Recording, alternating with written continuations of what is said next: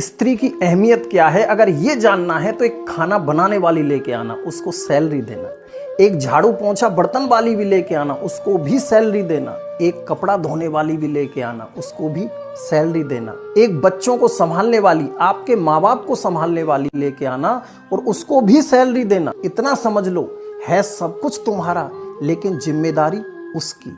कहते हैं ना कि दिन की रोशनी ख्वाबों को बनाने में गुजर गई, रात की नींद बच्चों को सुलाने में गुजर गई। जिस घर में उसके नाम की तख्ती भी नहीं, उसकी सारी उम्र उसी घर को सजाने में गुजर गई।